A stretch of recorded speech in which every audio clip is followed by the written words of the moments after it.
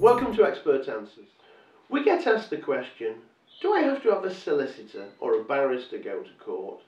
And the answer is no, you don't. Anybody can represent themselves as what is known as a litigant in person. There are circumstances when a judge will insist that somebody has legal representation, but to be honest, those cases are so few and far between, it's not even worth me mentioning them. You may not have the money to instruct a solicitor, you may not want to instruct a solicitor, but nonetheless, you do want satisfaction. You want your matter to be resolved. Very often, when court proceedings are issued, it will actually lead to a settlement. My estimate is that only about 50% of cases ever actually get into court because they settle before then. What I'm going to do is give you a few tips that I've written down, and many of these were given to me by a county court judge a few years ago, and he said these were things that really annoyed him. The last thing you want to do if you're in court is to annoy the judge, because if the judge likes you, you're halfway there. Let me tell you what the judge said.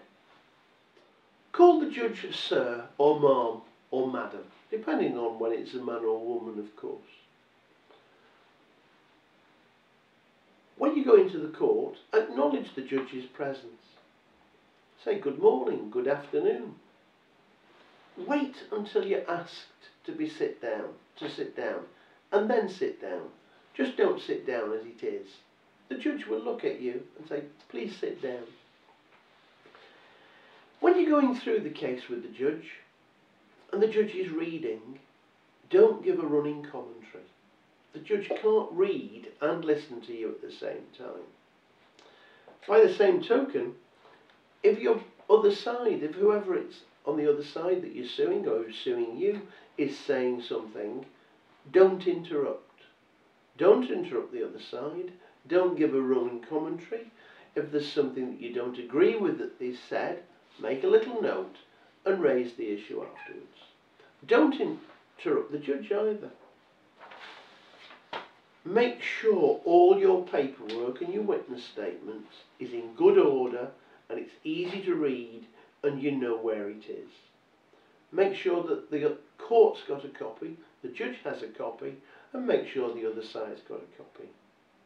If there's a document that you've passed to the judge may have said it before, seen it before, ask the judge, have they had the opportunity to read it before you go prattling on about what's in it, because the judge may not know what's in it. Remember, the judge needs to read the documents that you've sent in from end to end, from top to bottom, and then having read that, understand exactly what it's on about. So when you submit your claim, make sure that it reads properly, that the judge will read it once and understand exactly why you're there and what you want.